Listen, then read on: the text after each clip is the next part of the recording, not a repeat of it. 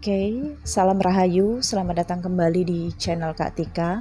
Hai para pencari, semoga kita semua dalam keadaan baik-baik saja, tetap dalam perlindungan Yang Maha Kuasa, dan juga diberikan perlindungan cahaya kristal di dalam kehidupan kita dari alam semesta. Kali ini saya ingin sharing tentang 12 hukum alam semesta, yang mungkin sebagian teman-teman sudah paham, atau bagi teman-teman yang saat ini belum paham, semoga informasi ini bermanfaat. Sumber dari 12 hukum alam semesta yang akan saya sharing di sini juga rangkuman dari referensi-referensi yang saya dapatkan, baik itu dari workshop, dari Google, saya searching di blog-blog teman-teman yang suka menulis. Karena dari dulu memang saya hobinya baca, sejak SD saja buku yang saya baca itu buku anak SMA dan buku mahasiswa. Jadi memang saya sangat suka mencari pengetahuan. Saya tertarik ingin share tentang 12 hukum alam semesta kepada teman-teman semua, agar teman-teman menyadari bahwa 12 hukum alam semesta ini sering sekali kita lakukan. Sadar nggak sadar, kita sudah melakukan, merasakan, melihat, dan mengaktifkan 12 hukum alam semesta di dalam kehidupan kita. 12 hukum alam semesta ini adalah kunci dari pertemuan kamu dengan jati diri, atau keyakinan kamu bahwa kamu adalah makhluk spiritual. Berbicara tentang spiritual, untuk teman-teman yang masih ragu apakah spiritual ini membatasi dalam beragama atau keyakinan terhadap Yang Maha Kuasa, di sini saya hanya bisa menyampaikan, menurut pandangan saya, spiritual adalah dasar dari manusia untuk meyakini bahwa manusia itu adalah makhluk dari penciptaan energi yang sangat besar, yang sangat kuat. Yang saya yakini energi itu adalah Tuhan Yang Maha Kuasa.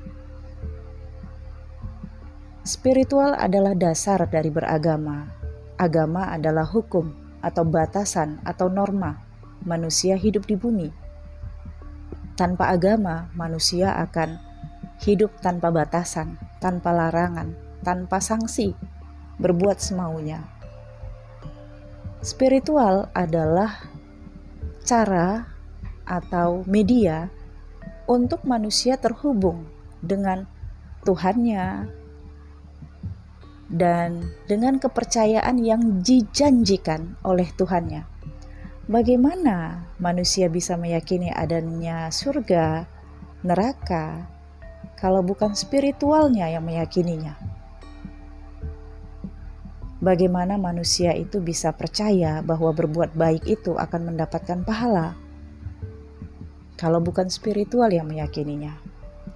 Bagaimana manusia itu bisa berdoa kepada Tuhan yang gak kelihatan, yang gak pernah ditemui, kalau bukan spiritual manusia itulah yang meyakini bahwa dia memiliki tempat untuk meminta.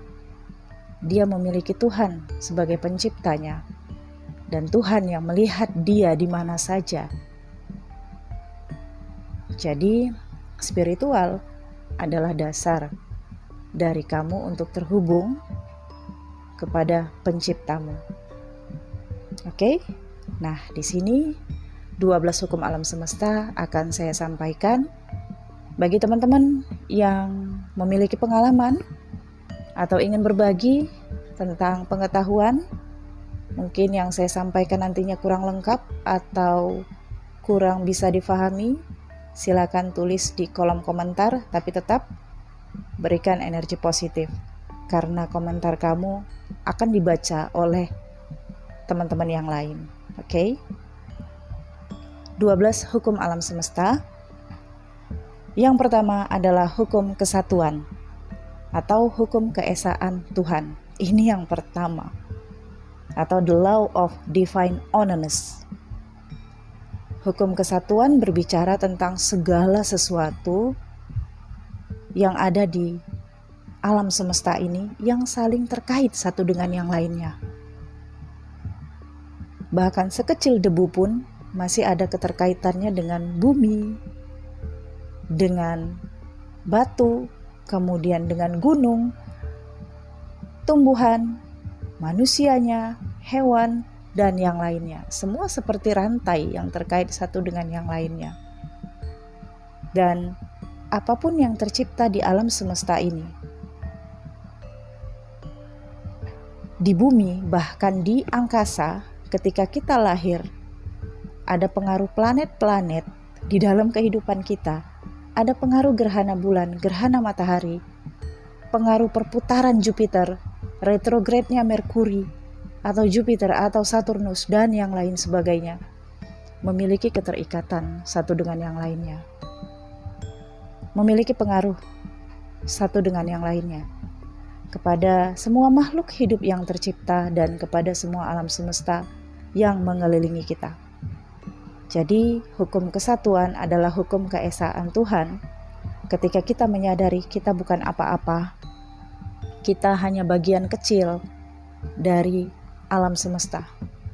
Kita adalah mikrokosmos dari makrokosmos, yaitu alam semesta. Ketika kita sudah menyadari adanya hukum kesatuan, maka kita akan lebih bersyukur, akan lebih menyadari bahwa diri kita nggak ada apa-apanya. Dan keesaan Tuhan adalah segalanya. Keesaan Tuhan menciptakan adanya agama menjadi batasan-batasan di dalam kehidupan kita, hukum, sanksi, berdasarkan hakim yang paling tinggi, yaitu Tuhan yang Maha Kuasa. Nah, sampai di sini teman-teman pasti sudah paham selama ini takutnya karena apa, beraninya karena apa, motivasinya karena apa. Jika memang teman-teman semua meyakini di dalam hati ada keesaan Tuhan yang Maha Kuasa yang selalu mendampingi kita di mana saja berada.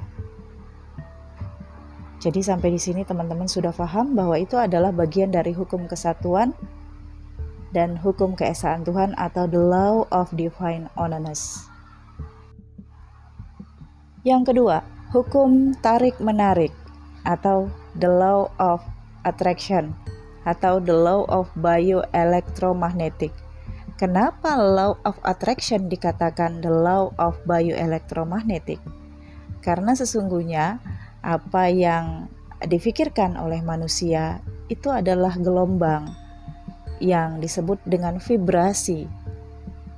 Manusia bisa menghadirkan gelombang melalui pikirannya, seperti signal handphone. Bahkan bukan manusia aja, hewan yang gak bersuara sekalipun memiliki vibrasi. Jadi memang Tuhan itu menciptakan manusia, dan manusia bisa menciptakan peristiwa, situasi, kondisi, keadaan, impian, keinginan menurut arah pikirannya, menurut apa yang dia pikirkan. Teman-teman pasti sudah sering sekali saya bahas tentang law of attraction ini. Ketiga channel saya isi dengan law of attraction. Jadi dalam law of attraction itu pusatnya adalah di pikiran. Pikirkan hal-hal yang positif, maka yang kamu dapatkan, yang datang adalah hal-hal positif. Tapi dalam melakukan law of attraction, kamu harus menggunakan kata-kata positif agar yang datang itu positif. Misalnya, saya mau uang. Sebenarnya kata-kata saya mau uang itu kurang tepat, karena saya mau itu hanya keinginan. Uangnya oke. Lebih baik kamu mengatakan uang datang pada saya. uang datang masuk ke rekening saya. Itu lebih baik. Jika kamu punya hutang, jangan mengatakan, "Ya Tuhan, berikan saya rezeki agar saya bisa bayar hutang." Itu salah. Itu sebabnya banyak doa-doa manusia yang gak terkabulkan. Pada akhirnya manusia itu menyalahkan diri sendiri, menyalahkan Tuhannya. Kenapa sih nasib saya gak berubah? Saya udah ibadah sesering mungkin. Saya udah doa sesering mungkin. Tapi kenapa? Kenapa ya Tuhan? Kenapa saya gak bisa merubah nasib saya? Karena kata-katanya yang kurang. Gak semuanya apa yang kamu inginkan itu bisa dibaca oleh alam semesta. Ketika kamu bisa mengatakan mantra yang tepat, yaitu doa yang tepat, maka hasilnya juga akan tepat. Oke? Jadi untuk pembahasan Law of Attraction, teman-teman pasti sudah paham ya. Coba cek, bongkar video-video di beranda saya tentang Law of Attraction, baik itu di channel New Crystal Tarot Reader dan di channel ini. Oke? Kalau dibahas satu persatu memang agak lama, jadi saya persingkat saja ya. Kemudian yang ketiga, hukum getaran atau the law of vibration. Nah, hukum getaran ini ada kaitannya dengan hukum law of attraction. Hukum getaran adalah mempercayai segala sesuatu di alam semesta ini yang bergerak, yang bergetar dan berjalan memiliki bentuk pola tersendiri. Bahkan pikiran, perasaan, keinginan, kemauan di dalam diri manusia memiliki getaran atau vibrasi. Jantung kamu berdetak, darah kita ini mengalir. Semuanya hidup, kecuali kalau sudah mati. Nah, ketika mati pun sebenarnya masih memiliki gelombang vibrasi. Tapi kita nggak terlalu ingin mempelajari itu dan dipelajari oleh orang-orang yang ahli, yang memang kompeten ke sana. Jadi, apapun yang ada di alam semesta ini yang tercipta, semua memiliki getaran. Semua getarannya itu berbentuk pola kalau memang diteliti. Kalau memang dilihat melalui kacamata atau alat yang memang sesuai untuk melihat pola getaran itu. Oke. Ketika kamu mempercayai hukum getaran, maka kamu juga akan bisa melakukan hukum tarik-menarik atau law of attraction atau the law of bioelectromagnetic. Oke. Nah, di sini apapun yang bergerak, apapun yang bergetar dan berjalan memiliki pola tersendiri, dan pola itu bentuknya dikatakan vibrasi dan itu saling menangkap. Vibrasi antara semua makhluk hidup, vibrasi kamu, vibrasi kucing di sebelah kamu, atau bahkan kalau ada jangkrik yang tersembunyi di sudut lemari kamu, semuanya memiliki getaran. Oke. Kemudian hukum tindakan atau hukum usaha atau hukum upaya. Nah, di sini hukum tindakan atau hukum usaha atau the law of action, di mana manusia harus melakukan usaha yang didukung oleh pikiran yang sehat, impian emosionalnya, baik itu dark emosional ataupun emosional positif, juga perkataan bisa mewujudkan apa saja di alam semesta ini. Kalau mau dapat duit ya kerja. Nah, itu hukum tindakan atau hukum usaha. Tapi kalau kamu ingin dapat duit yang banyak, ya jangan kerja bisnis online. Sementara kamu ketahui bisnis online hanya eceran. Untungnya seberapa? Kalaupun ada rezeki nomplok, bisnis online itu nggak akan bisa membuat kamu kaya. Nah, kalau kamu mau kaya seperti apa? Bisnis online juga, tapi mungkin kamu harus menjadi distributor.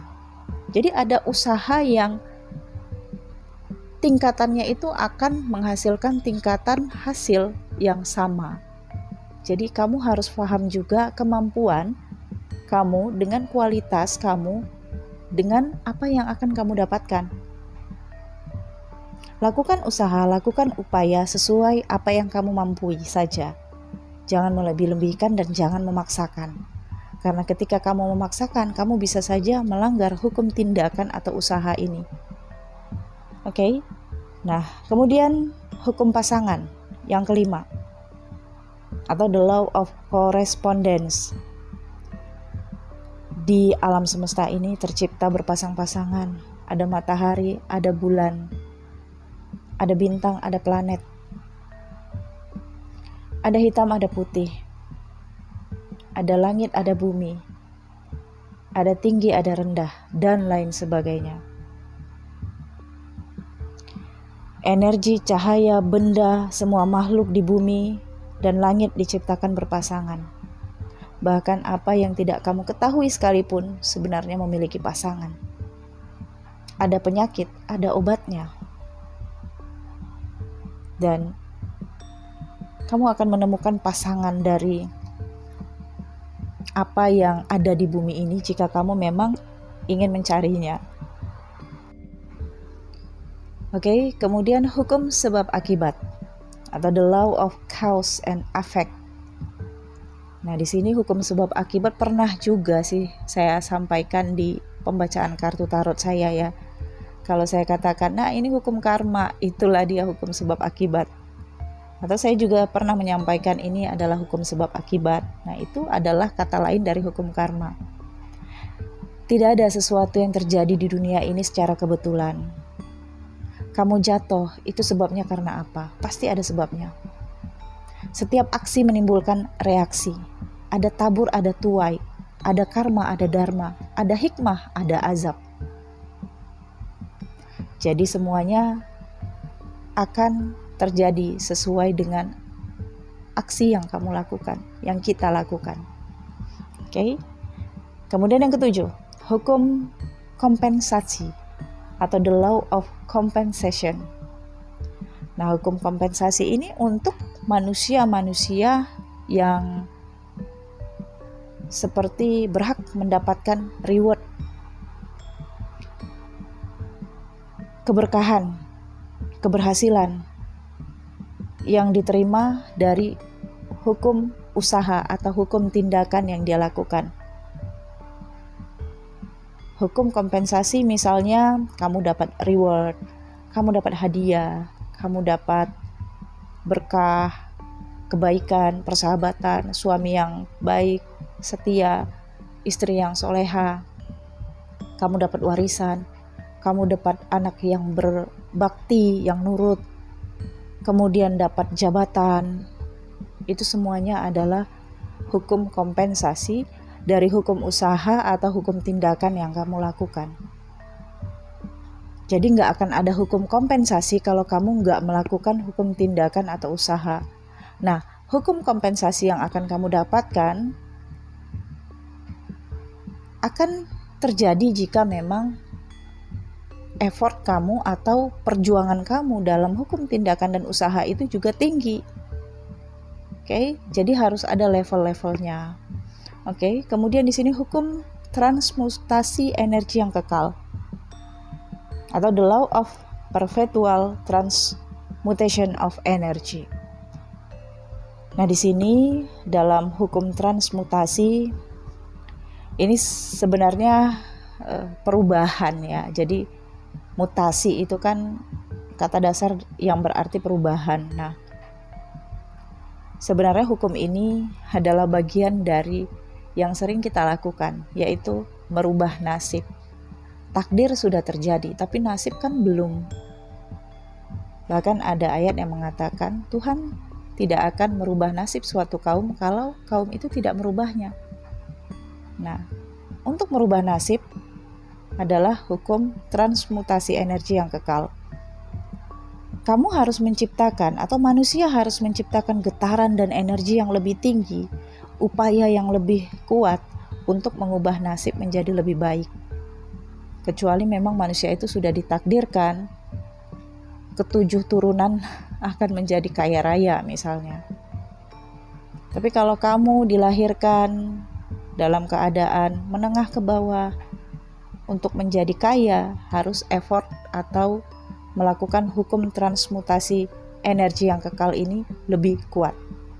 Oke. Tapi kalau kamu dilahirkan di dalam keluarga yang milioner atau miliarder, bukan hukum transmutasi energi yang kekal yang harus kamu lakukan, karena kamu mungkin tidak ingin berubah menjadi menengah ke bawah, tapi mungkin kamu ingin menjadi yang lebih hebat lagi misalnya. Tapi kalau kamu memang ingin melakukan hukum transmutasi energi yang kekal ini untuk menjadi lebih hebat lagi, ya silahkan. Oke. Nah, kemudian hukum relativitas, relatif ya, artinya semua memiliki daya ukur, semua memiliki tingkat-tingkatnya, dan menurut fleksibilitas ya. Hukum relativitas adalah segala sesuatu yang kita ketahui yang terjadi dengan kemampuan yang sesuai. Seperti ada yang mengatakan, cobaan tidak akan melebihi batas kemampuan. Jadi, segala sesuatu yang terjadi di dalam kehidupan kita itu adalah ujian, dan patutnya ujian itu menjadi perbandingan juga ya kepada manusia lainnya. Jadi, kalau kamu ngerasa ujian kamu cukup berat, maka kamu lihat manusia lainnya, lihatlah ke bawah, jangan melihat ke atas. Ketika kamu melihat ke bawah, maka kamu akan ngerasa, cobaan kamu gak ada apa-apanya dibandingkan manusia lainnya. Jadi kamu di sini mengerti bahwa setiap cobaan itu akan diberikan sesuai dengan porsi manusianya. Apa yang dirasakan oleh orang lain belum tentu bisa kamu lewati. Apa yang kamu lewati belum tentu orang lain bisa melewatinya.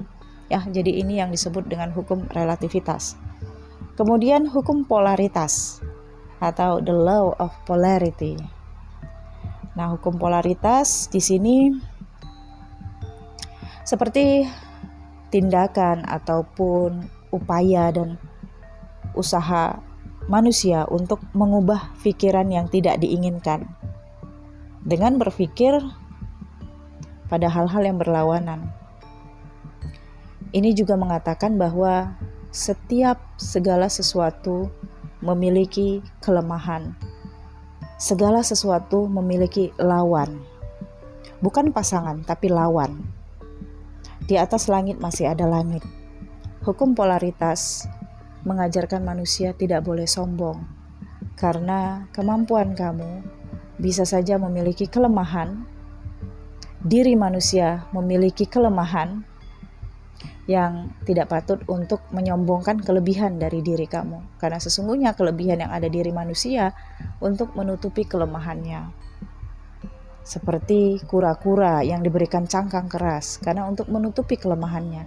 Jadi jadikanlah kelebihan kamu itu bukan untuk menyakiti orang lain, bukan untuk mendiskriminasi orang lain, tapi untuk melindungi kelemahan. Manusia berhak melindungi kelemahannya, tapi bukan dengan kesombongan, tapi dengan hal-hal yang diberikan. Tangan kiri membantu tangan kanan, kaki kiri membantu kaki kanan untuk berjalan dan untuk melakukan aktivitas. Ya. Kemudian yang ke-11, hukum irama. Irama ini ritme ya. Jadi the law of rhythm. Ini berbicara tentang segala getaran yang memiliki ritme. Jadi kalau tentang hukum irama ini, misalnya jantung ya, kamu pernah ngelihat itu di rumah sakit ya, ada layar monitor yang mendeteksi getaran jantung yang bentuknya seperti naik turun ya. Nah, itu adalah irama atau ritme dari getaran yang dideteksi melalui monitor. Dan bukan hanya jantung, darah juga, benda apa saja yang ada di alam semesta ini memiliki irama. Kalau dirasakan itu seperti musik ya. Musik juga tercipta dari getaran-getaran itu yang ketika manusia dengar, getaran itu kuat sehingga diciptakan menjadi suatu irama. Nah, hukum getaran ini ada kaitannya dengan hukum irama ini ada kaitannya dengan hukum getaran ya, the law of vibration. Jadi getaran kemudian menimbulkan vibrasi, kemudian ada irama tertentu dari setiap benda atau dari setiap makhluk yang ada di alam semesta ini yang memiliki metode atau ritme tersendiri. Kemudian yang terakhir, yang ke-12 ya, hukum gender atau dualitas, the law of gender. Ini mengatakan kalau segala sesuatu di dalam alam semesta ini sesungguhnya memiliki divine yin dan yang, maskulin dan feminin, jantan dan betina, dan lain sebagainya. Istilah-istilah itu kan pada makhluk-makhluk hidup ya. Tapi sesungguhnya di balik itu semua bukan gender yang membatasi manusia, tapi energi, yaitu yin dan yang. Karena kalau dari mata spiritual tidak ada laki-laki dan perempuan, karena laki-laki dan perempuan itu dibedakan dengan gender, tetapi dibedakan dari divine-nya, yaitu yin dan yang. Bahkan kalau dari perhitungannya, setiap manusia itu memiliki yin dan yang di dalam dirinya, memiliki energi divine, feminin dan maskulin di dalam dirinya. Dan ini adalah bagian dari hukum gender. Ya. Kenapa dikatakan hukum gender? Karena di balik gender ada divine yin dan yang. Kalau dia laki-laki belum tentu divine-nya maskulin, bisa saja feminin. Kalau dia perempuan belum tentu energinya yin, bisa saja maskulin. Itu tergantung bagaimana manusia itu mempergunakannya. Jadi ada perempuan yang gayanya tomboy, tapi dia feminin, sangat feminin. Dan ada laki-laki yang gayanya itu kalau dikatakan ya seperti gemulai ya, tapi dia adalah maskulin banget ya. Jadi bukan gender yang menunjukkan kekuatan dari manusia, tapi adalah divine-nya. Ketika manusia menggunakan divine maskulin dalam dirinya, maka divine maskulin itu biasanya sangat logika ya. Semuanya akan dipatahkan dengan logika, dengan kajian, dengan hitung-hitungan. Mengesampingkan empati, mengesampingkan rasa, maka tidak akan ada keseimbangan.